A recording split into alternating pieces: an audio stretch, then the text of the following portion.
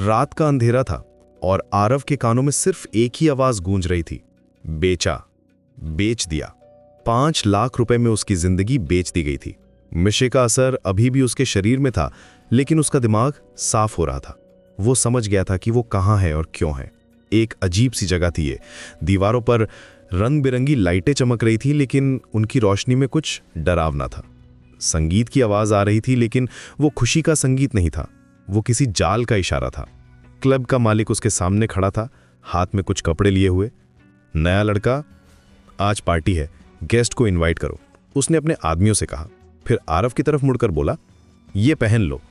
आरव ने उन कपड़ों को देखा। वो जानता था कि क्या मतलब है। उसकी आंखों में गुस्सा भर आया। मैं ये नहीं पहनूंगा। क्लब के मालिक की आंखें तेज हो गई। यहां तुम्हारा नहीं, मेरा नियम चलता है, पहन लो वरना। लेकिन आरव का जवाब साफ था, मैं तुम्हारे लिए कोई तमाशा नहीं बनने वाला। मालिक की हंसी कमरे में गूंजी। ठीक है लड़के, मना कर दिया, अब देखना यहां मना करने की कीमत क्या होती है। उसने इशारा किया और आरव को एक अंधेरे कमरे में धकेल दिया गया। उधर मैक्सिको सिटी की पुरानी गलियों में विराज बेचैनी से घूम रहा था। हर गली, हर मोड़ पर वो अपने प्यार को ढूंढ रहा था। उसकी आंखों में एक अजीब सा दर्द था, लेकिन हार मानने का नाम नहीं था। एक स्थानीय दुकानदार से पूछने पर उसे पता चला, एल पैराइसो क्लब यहाँ से 4 ब्लॉक आगे बाईं तरफ है, लेकिन अच्छी जगह नहीं है। वहाँ हर रोज नए लड़के लाए जाते हैं। दुकानदार की आवाज में चेतावनी थी, अगर वहां जाओ तो बहुत संभल के जाना, वो लोग बहुत खतरनाक हैं। लेकिन विराज का फैसला पक्का था, मैं अपने प्यार को लेकर ही वापस आऊंगा, चाहे जो हो। क्लब के बाहर पहुंचकर विराज ने देखा कि वहां कड़ी सिक्योरिटी थी, लेकिन वहीं प्यार में इंसान कुछ भी कर सकता है। उसने एक आदमी को देखा जिसके पास एंट्री पास था। चतुराई से उससे दोस्ती की और किसी तरह अंदर जाने का रास्ता बना लिया। जैसे ही विराज ने क्लब के अंदर कदम रखा, उसका दिल बैठ गया। अंदर का माहौल देखकर वो समझ गया कि ये कोई साधारण जगह नहीं है।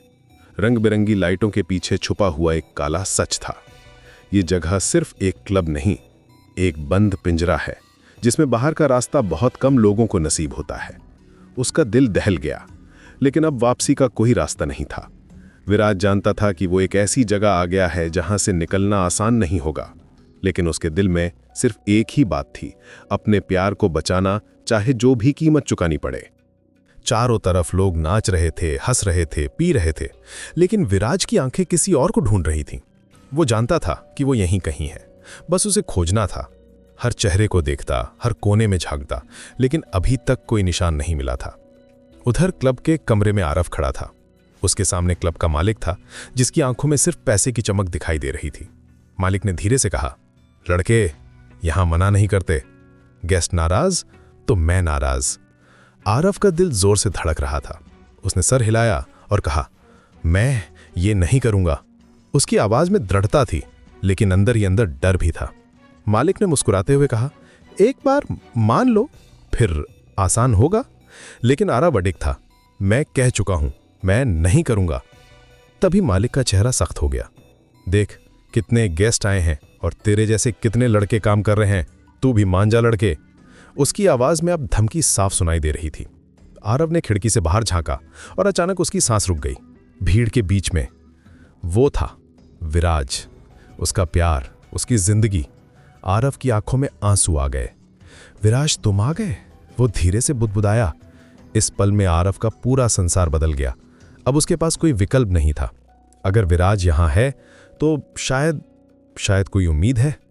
उसने मालिक की तरफ देखा और सर हिला दिया। कुछ देर बाद क्लब के मुख्य हॉल में रोशनी तेज हो गई।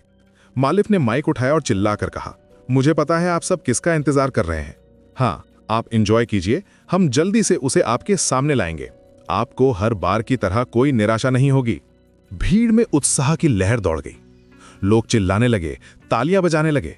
विराज भी इस सब को देख रहा था, लेकिन उसे अभी भी नहीं पता था कि क्या होने वाला है। फिर मालिक ने आवाज लगाई, हाँ, तो ये है हमारे क्लब का कीमती हीरा, जो आज रात की पार्टी की शान है। स्पॉटलाइट में आरव दिखाई दिया। उसके चेहरे पर मास्क था, लेकिन उसकी आंखों में दर्द साफ दिखाई दे रहा था।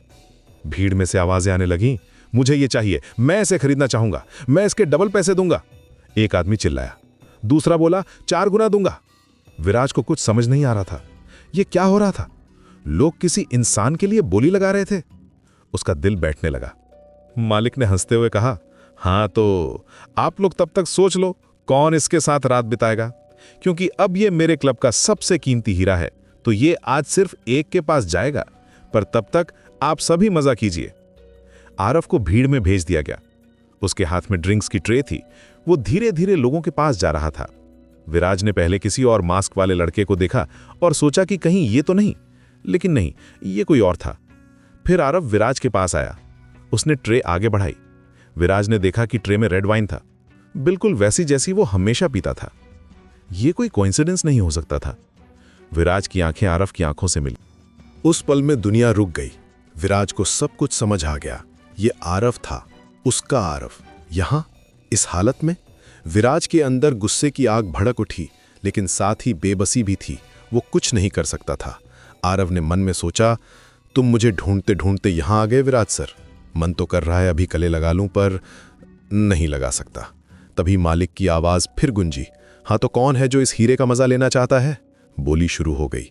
लोग पागलों की तरह चिल्लाने लगे। आरव को एक वस्तु की तरह ट्रीट किया जा रहा था।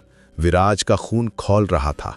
वो देख रहा था कि कैसे लोग उसके प्यार के लिए पैसे की बोली लगा रहे हैं। वो कुछ करना चाहता था, लेकिन यहां वो अकेला था और ये लोग खतरनाक थे।